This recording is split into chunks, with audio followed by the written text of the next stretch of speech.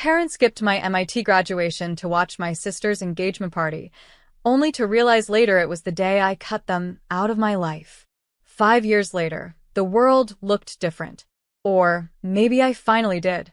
That morning, I zipped up a navy dress I didn't even like and stared at myself in the hotel mirror. My name is Haley Quinn, I'm 29. And if you think you know how this ends, stay tuned. The invitation had read, family only. I laughed when it arrived. Family, the same word that once meant obligation, now a scar that had finally healed.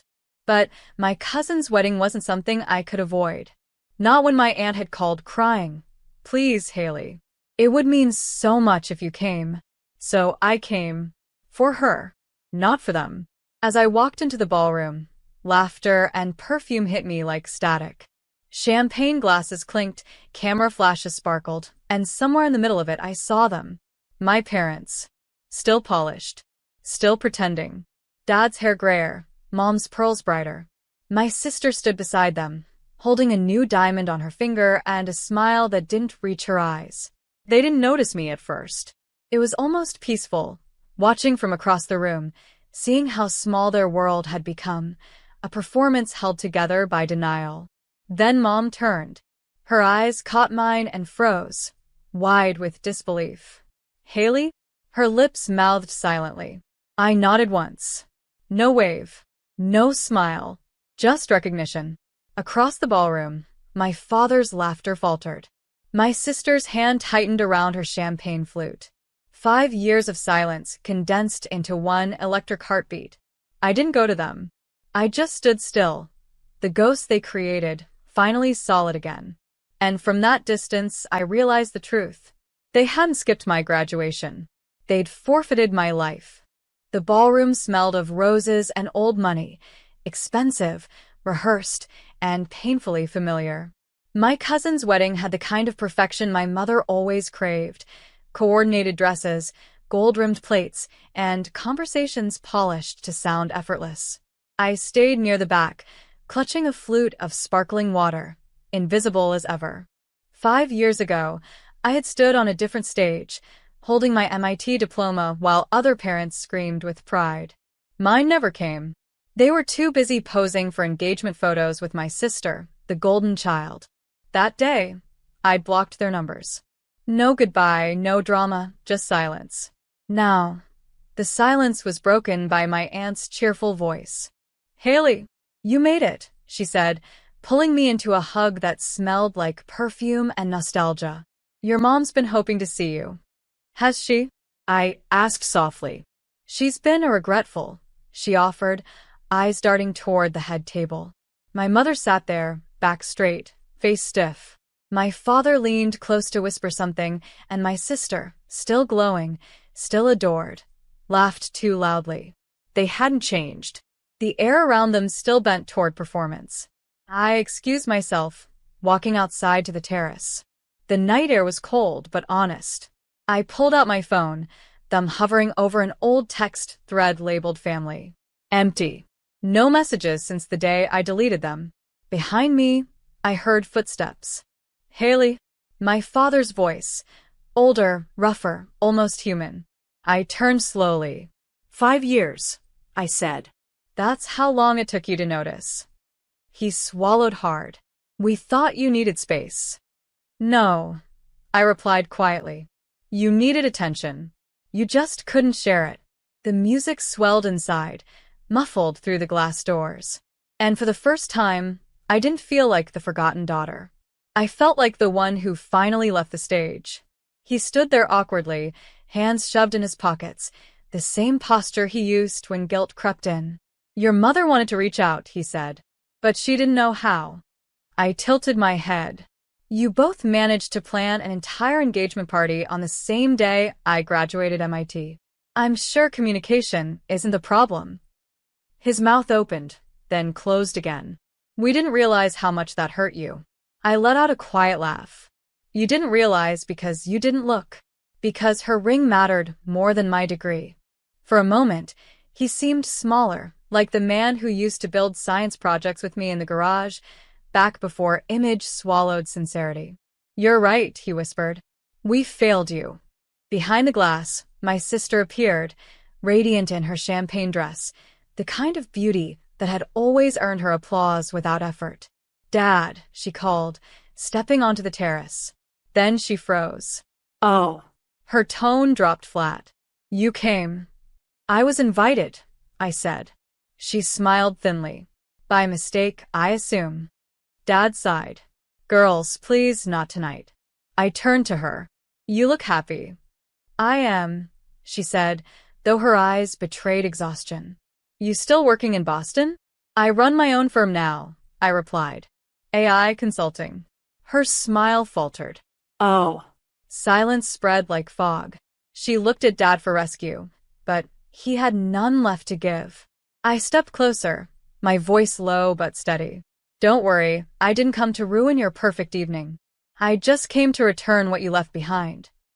I pulled out the sealed envelope I'd brought for years, unopened, and waiting for this moment. Her face paled. "What is that?" "Closure," I said, placing it in her hand. The envelope trembled in her hand. I'd sealed it 5 years ago, on the night I packed my diploma, moved out of Boston, and promised myself never to explain again. But I'd kept it, waiting for this moment. "What's inside?" she asked cautiously. "The speech I was supposed to give at graduation," I said. "The one you told Mom was a waste of time compared to your engagement toast." Her lips parted, guilt flickering for a second before pride smothered it. "Haley, that was years ago." "And I still remember every word," I interrupted, my voice calm. "I wrote about resilience, about family, about believing in people even when they don't believe in you. You should have heard the applause." Dad looked away, eyes glistening in the low terrace light. "Why bring this now?" my sister whispered. "Because you never asked what you missed. And I needed you to know that I made it without your cheers." Behind the glass, the wedding reception carried on. Music, laughter, the illusion of love. Mom appeared suddenly at the doorway, her pearls catching the light. "Haley," she said, breathless, "your aunt said you were here.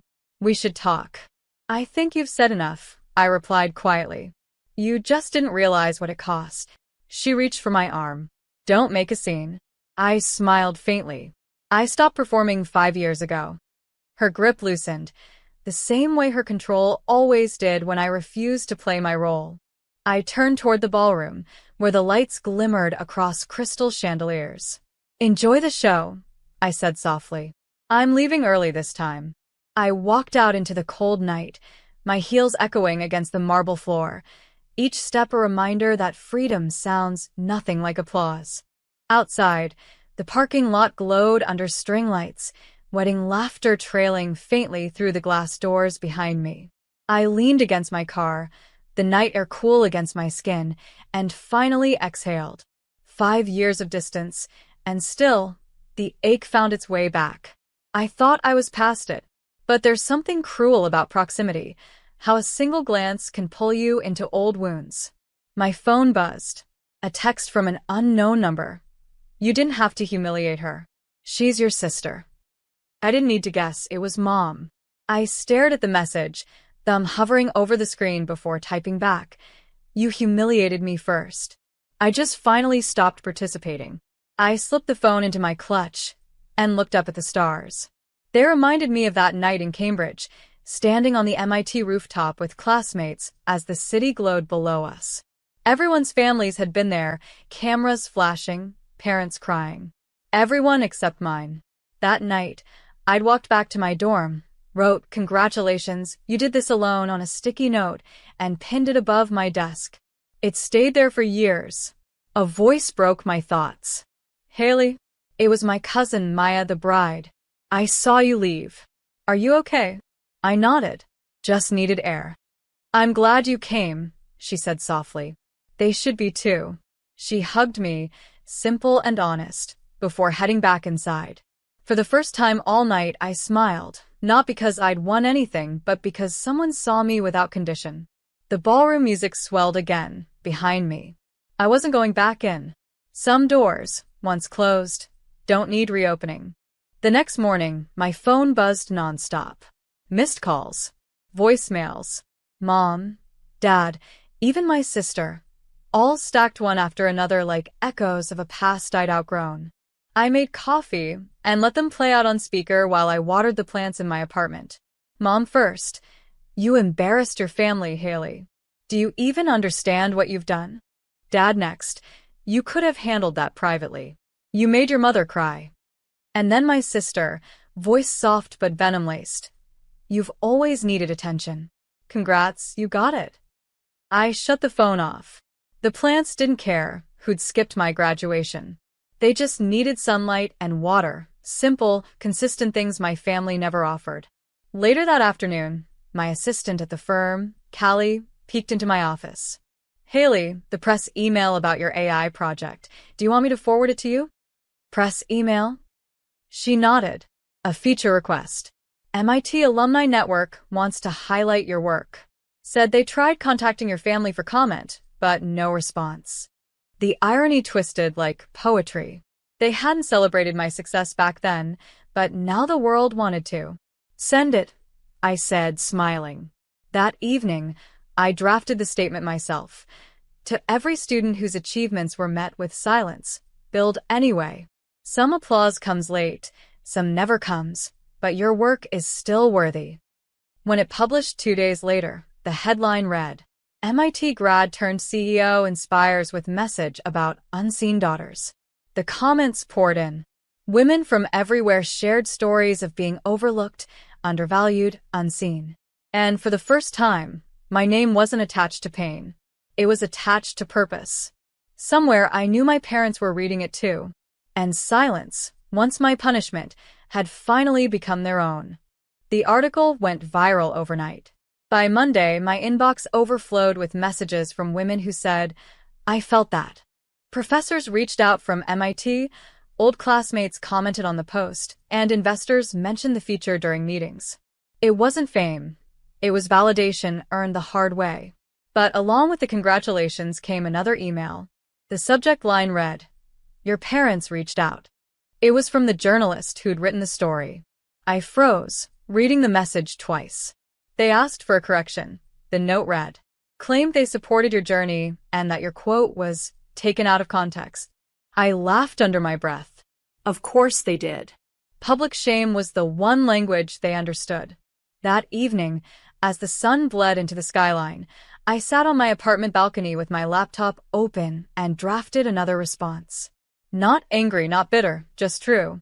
The story is accurate. The silence happened. The lesson remains. Love that demands performance isn't love, it's control.